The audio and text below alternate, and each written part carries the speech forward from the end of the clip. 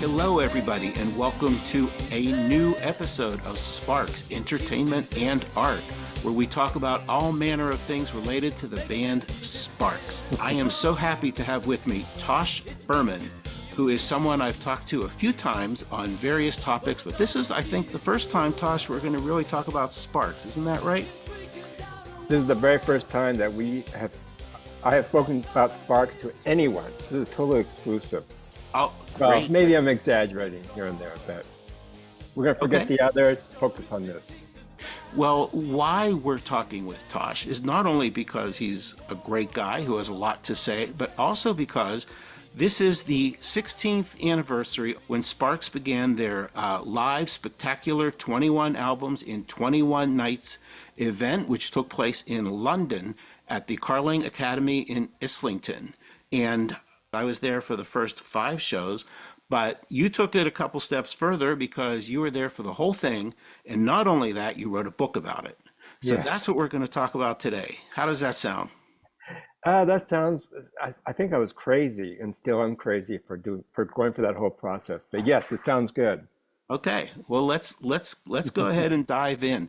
And before we get to the spectacular and your book, can you tell us, just give us a little bit of a sense of how did you create such a deep connection with this band? When did you first hear them, and what made you say this Oh, is something I can really relate to? And I think the first time I saw Sparks was definitely probably like Melody Maker. And it was just a picture of them.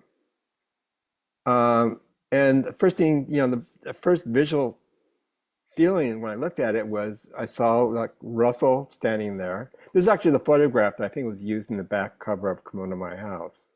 So there's a picture of like Russell Mell in a spotlight, him looking like sort of a demented teen idol pop star. Demented aspect was kind of important. And then the other fellow wearing like a white shirt, black tie, sort of 1940s or 30s type of slacks, with his hair straight back, a little bit long at the time, but straight back, and even more outrageous. It depends how you look at it, either a Charlie Chaplin or a Hitler mustache. And the duality between them was like, oh my God, this is amazing. Without even hearing their music, I was basically a fan, just because of the juxtaposition of one guy compared to the other guy. So, I made a note of this, and I read the interview, which I can't remember, and I thought, okay, this sounds interesting. And so, about a month later, I go to my local warehouse record store, a chain store in America or in California, and in the import section, which I checked out all the time, finally I see a copy of Come On to My House, and it's so impressive because like I look at the cover. If I remember at the time, there's no writing on the cover, no announcement of the band at all. Just a picture of 2 Asian women who I presume are Japanese in kimonos doing something kind of comical. And then I turn the cover over, and it says, "Come on to my house, Sparks." Little picture is the back, the band.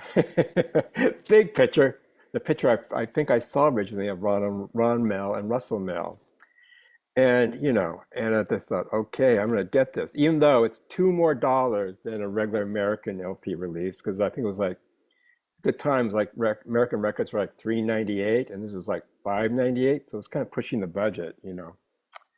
So I did it without hearing a note, nothing, just because I love the photograph of when I saw the Melody Maker, 1 or 2 interviews I read about with them, as well as looking at this album cover in front of me. This graphic was just like, oh my, this is like so unusual. Yeah, it was like the most unusual graphics at that time. So, I bought it and put on, opened it and put on side 1 and, first song, this town ain't big enough for the both of us. Oh my God, when I first put that needle on that first song, I never heard anything. I never heard anything only a few times in my life where I played something the first time and I thought, oh my God, this is like now, whatever now, however you define now, this is not the past. I guess it's the present and I think it's going to be the future. And then the next song was great. Then the next one, consistently, that whole side was great. Flip it on the other side again, and it struck me as a masterpiece, of course. Right. And but I wasn't prepared how original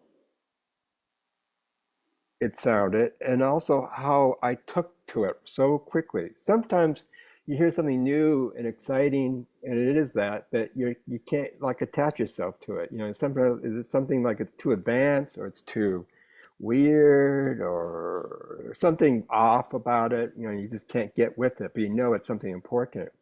But this record is important, magnificent songs, and it captured me right away. So it was really a love affair from the very beginning. And like me, you heard them and you stuck with them a long, long time. And you've Yeah. edited a book about their music, which was worked with them to some extent. And you've written a book about them. And Yeah. it might be good to shift a little bit to what inspired. So I talked about in the opening a little bit about um, what they did and the fact that they did all 21 of their albums that existed at that time really consecutively with a couple breaks, as they say in their press release, as a given man's physicality, they had to take a couple breaks along the way. Yes. But you were there for the whole time, and what led you to say, I gotta go, I gotta see the whole thing? Um, it was just too good and like once in a lifetime type of situation. It's one of those moments where I'm either going to miss it or I do it. It's not something you could put off. The show's going to happen for sure. And it was going to be in London, which I've been in London two or three times before all this. But you know, I was working at a record store. I was working at a record store. No, excuse me. I was working at a bookstore full time, and I also have my own press called Tam Tam Books, where I publish French literature translated into English. And I could think there's no way I can get out of work to go to even one show. And at the same time, my father, my late father, who was an artist, was in a really, really great group exhibition in Paris and at a museum there. And so I had a chance to go there. I would have to pay to go to Paris anyway, because it's not, when you have a group show, nobody gives you a free ticket or anything of that sort.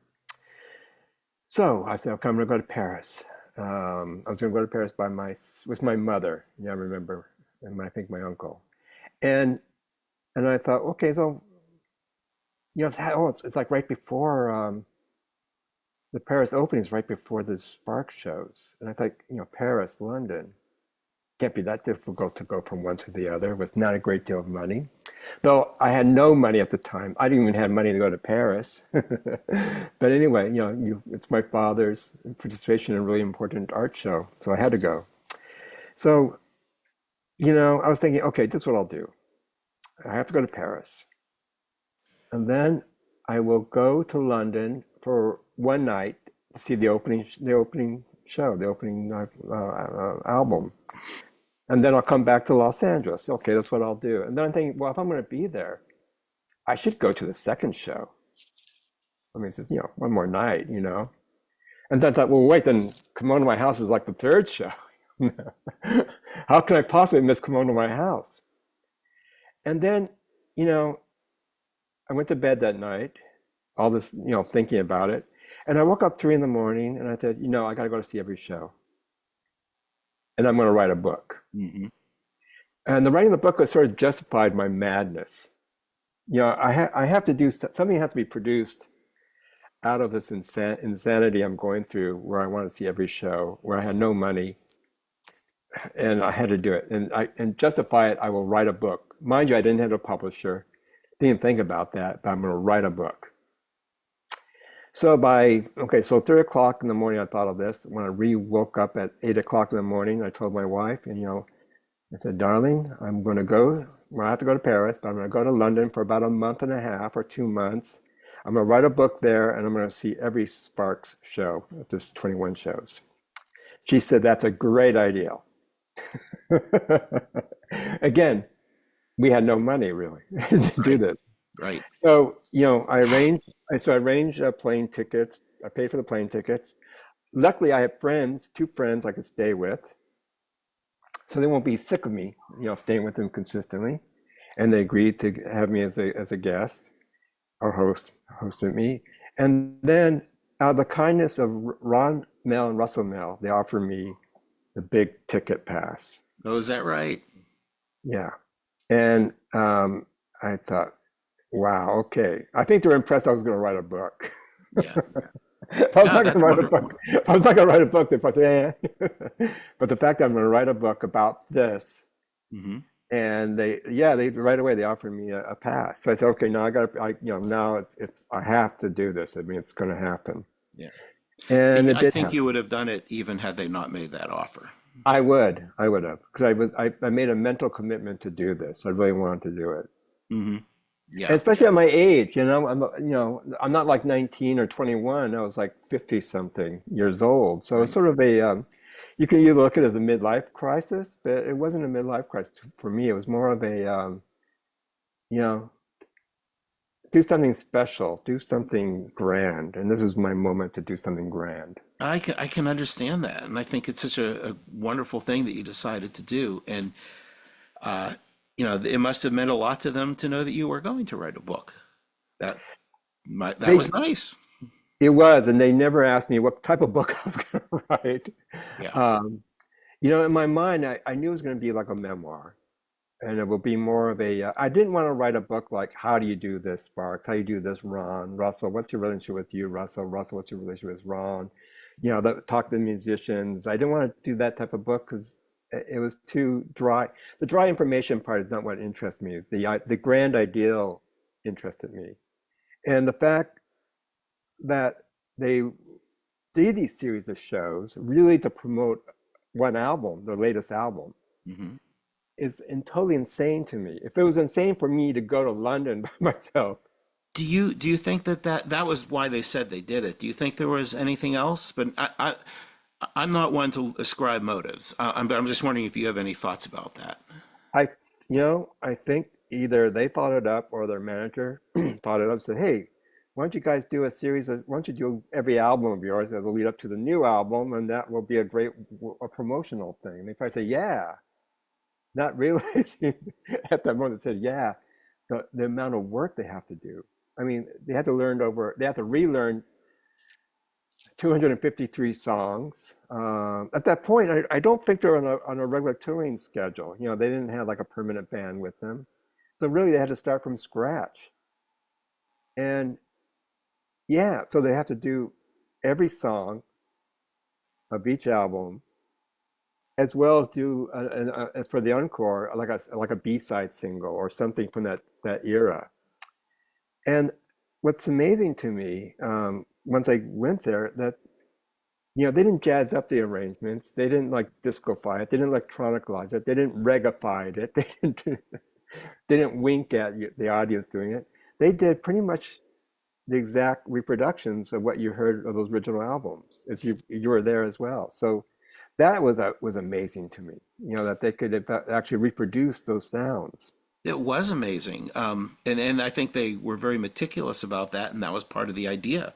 They didn't want to turn it into something that it wasn't. And the one thing they never want to be is an oldies band, and I think, No, but even given that they played those songs, they realized that this was a discrete event, it was unique, and they played those songs very exactly faithful to how they were written.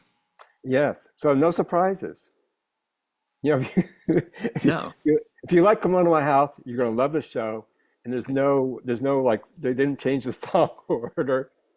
If the album lasts 30 minutes, you're getting a 30-minute show plus the additional Yeah. much. Yeah. Were Do you, have you, you, did you notice the fluctuation in attendance at different shows? I think you oh talk yeah, about right that a little bit away. in your book. Yeah, right away. It's amazing. What's amazing is the different type of audience. Come On to My House was like a was like a was packed. Yeah. Mostly a bunch of like British geezers, like British guys with their The kids. equivalents of us, Yeah. but from the UK. Yeah. And definitely like people like in their 40s and up at the time. Some young people who are kind of hip to the, and and then when they did the number one song in heaven, that was a huge change. All of a sudden it became like a gay nightclub, became like a gay Isn't that disco. amazing? and then, and then it became interesting. You see it when they did their sort of what I consider their more not their more American, but their RCA years in America, which it was very popular in The Los 80s Angeles. albums. The '80s albums, which did not do. I don't even know if they were fully released at the time in England. I So think they were, except for Pulling Rabbits, but I'm pulling not that now, not 100% certain about that. But right? So yeah, pulling rabbits. So who's going to show up for a pulling rabbit show? But they got an audience. I mean, it wasn't like a full sold out audience, but it was like half full or a little bit more than that. The audience, flowed. I mean, it went up and down. Sometimes I see a same. Once in a while, I would see the same face every sure. show, and then sometimes I see a face every like 5 shows or 6 shows or something like that. Maybe due to the economics, maybe they could not afford a ticket every night, so they just chose the most interesting record for they found interesting. And yeah, so it was really interesting. It was interesting being in a room full of fans who really knew that album or that music. Yeah. That's one thing I picked up is that the people who were there were really wanted to be there, and they loved that particular album, most cases. Now, I remember when it was, snippets would appear on the internet, and I remember with Big Beat, for example, people said, "Well, this really brought the songs out." And I think with introducing also, people said this really brought the songs out in a different way. I'm wondering, from your perspective, were there any surprises? Yeah, introducing Sparks, pulling out rabbits out of the hat. Those are albums I did not really care for, and seeing it live made me appreciate it more. And I think I appreciate it more because the context of being in London in this special series of shows, which is special enough. But I was there, I had to listen to not new, but I had to re-listen to work I didn't like at first. And in a way, it's sort of like going to a symphony, by somebody and seeing one of Beethoven's symphonies. And maybe you're not a fan of the Fifth Symphony, but then, okay, I got tickets to see the Fifth Symphony, so I should just get with it and get on it. So it's interesting to go to a show to see stuff you're not really in tune with. And I like that. I like being re-exposed to something and even it's like a challenge to accept that Sure. challenge, try to get into it or not get into it. If you don't like it, you don't like it. But it was fascinating to that process of going through that concert or those 2 concerts specifically and going, wow, this is actually, the music is pretty good here. I like it. Yeah. And so you saw all the shows, you saw all the plagiarism, fun, Yeah. and all the things that they did. And then at the very end was Exotic Creatures, which was brand new to you. Yeah, that was a wow. That was really emotional show. Ron did a beautiful thing in their presentation. What they did was towards the end of the show, they screened the album cover of each album cover. And, from the album number one, Ron would get away from his keyboards, walk slowly to the screen, and he had a lighter, and he light the screen, and all of a sudden the whole album cover would go in flames. And Yeah. then album number two, he did this like 21 times. And it was such a beautiful ritual. It was very ritualistic. And it's like, oh my God, they're burning their past. And I think this whole series of shows was sort of like saying goodbye to the past at the time. I think it was like, see you later. I got some new stuff to do. So Yeah. it was a very emotional, very exciting. And at the time, I thought, oh my God, we're never going to see "Come On to My House" live again. Of course, that didn't happen. But that moment, I thought, this is it. This is like the end of the end of the sparks that we knew in the past, and something new is going to happen. And I think mentally that's what they were thinking. I think Russell and Ron were thinking, around the corner instead of like the past. And it was, Yeah, I was fortunate enough to have taken my daughter to the show in LA at Royce Hall. oh, And they did Exotic Creatures. I'm sure you were probably mhm. there. Exotic Creatures and Kimono, and then a 40-minute encore, which blew me away. Yeah, But when he did the lighting, I had a lot of thoughts about that in my mind. I thought it was a great thing to do. It was really dramatic. But I yeah. also wondered if they were saying goodbye to the past or just saying we're about the present, or what was the message that he was sending. I personally thought it was goodbye to the past. I was crying actually. I could feel tears coming down my cheeks as I was watching this. So you decided early on you're going to write the book. The shows were over. You had time to digest, and tell us about what led, how that process played out, and tell us about the book itself. What I did was, um, day of the show, I would do some writing in the morning, have a quick lunch somewhere outside the theater, and then go see the show, and immediately go home and do writing my impressions of the show that night. And I just did that every day, repeat, repeat, repeat. And the days off, only a few days off, I think, that series of concerts, I would like just revisit what I wrote in the past and do some editing. And so I pretty much had the first draft of the book by the end of the show, that series. Really? Yeah, and then of course, when I came back to Los Angeles, I cleaned it up, I reworked it, I rethought about it. Because the book is also very much about London and a little bit about Paris, but also about London. Because I have Yeah. a very, I feel I have a strong love for that city. Yeah. I love the culture of London, but I also see some troublesome aspects of that city as well. Mhm. And it all came to head, while I was writing the book, and it was very strange for me to be away from my home in Los Angeles, to spend a great deal of time in London doing this work, and to be really focused on the shows, but not only on the shows, but I'm also really focused about the whole procedure of writing every day, eating, getting my food right, watching my pound note, not my my pound notes, how fast they're going, how to stop that, how to eat less.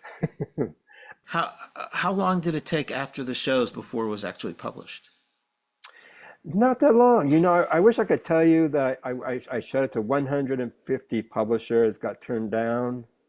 I actually approached the publisher approached me. He knew me. I used to work with him at Book Soup, which is the bookstore that I worked at for many, many years. And he started this press, and he knew I was writing this book, and he said, we're interested in publishing the book.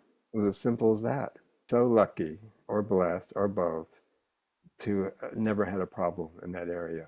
Yeah. So I don't, why somebody would want to publish my book.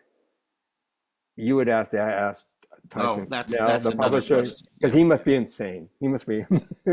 Did you get that reaction from people that this is an insane thing to do, or were people Yeah. generally supportive? Supporters to people who didn't know me, and they said, "Oh, what do you do?" I write. I just wrote a book, and go, "Oh, you wrote a book? Oh, well, what is it?" Well, I said, "It's a book about this band, Sparks." And they go, "Sparks." Now, some people go, "Oh, yeah, I remember the Sparks. Yeah, yeah." Usually they only know like one era of Sparks, if any at all.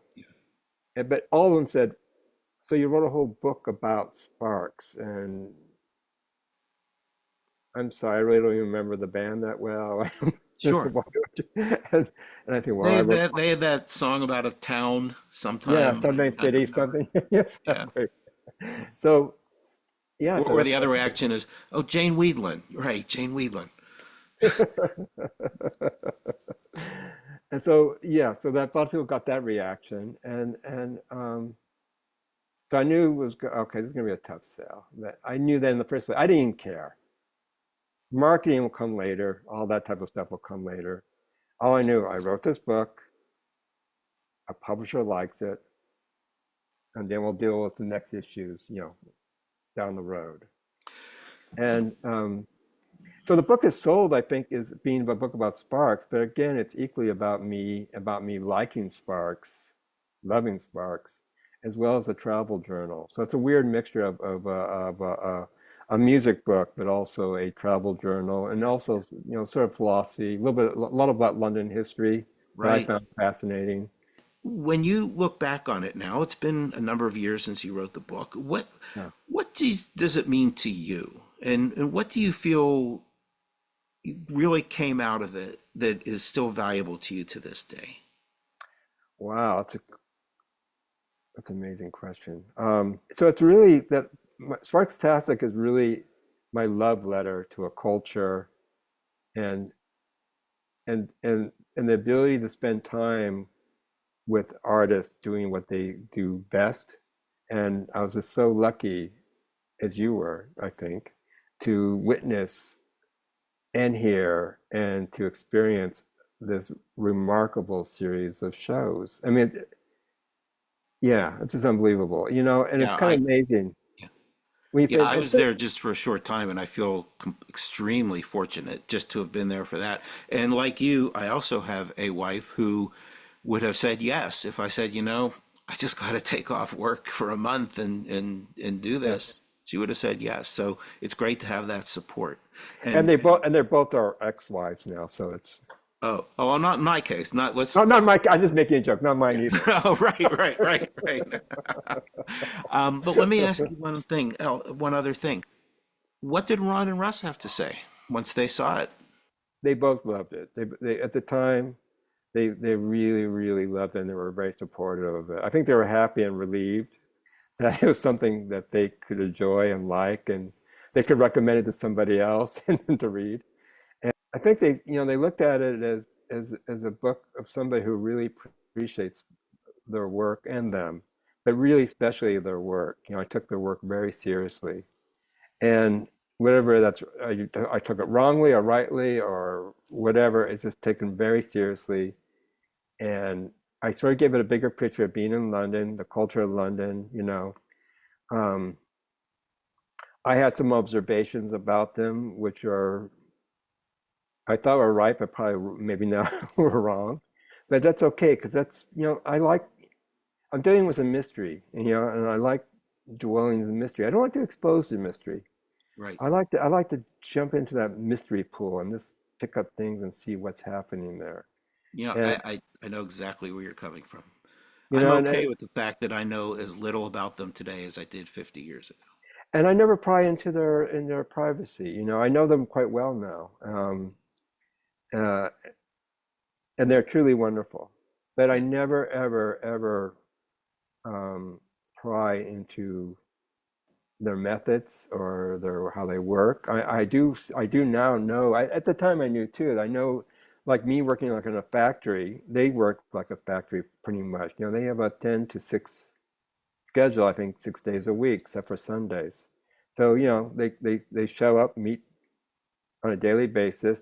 Everybody sit and look at each other, and then they come up with what we listen to and what we hear and what we see. By that day, by the end of that week, by the end of that month, by the end of that year. That's It's how they produce. amazing. They have an incredible work ethic, and it's amazing to me. Like when they work with Annette, it's not like they gave like 12 songs to them. They give them like 50 songs, something like that, like 50 songs. Like they just like boom. And that other 35 songs, I'm going to be pretty good, I bet. Yeah. Yeah. So it's There's like, there's so much to unearth about them. yeah, And I don't know how they do it. but I agree with you. Not unearthing it is just as valuable as unearthing it. And also, I think if I have a unique approach to them, I never thought of them as a rock and roll band. Yeah. I truly think of Ron Mel and Russell as something more out of Cole Porter, the Gershwins, Rogers and Hart.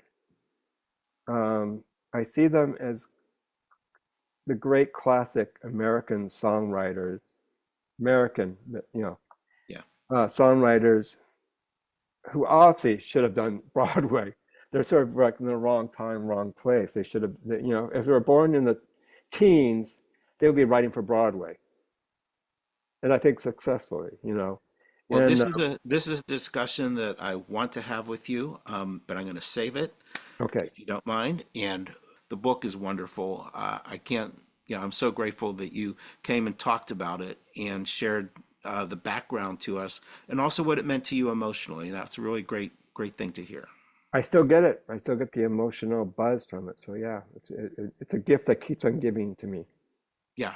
Well, we will definitely have a link to it so people can get it. Thank you. And let me thank you again. And let me thank everyone for watching and tuning in. And I always ask people to subscribe and all that. And, it used to be about the YouTube algorithms, but that's not really what it's about. It's about the content. It's about making sure more people get to hear conversations like this. Thank you everyone for joining. Please do subscribe and share and all those good things. I will see you again with a new episode very soon. Take care. Ciao, everyone. Bye bye. Thank you. Ciao.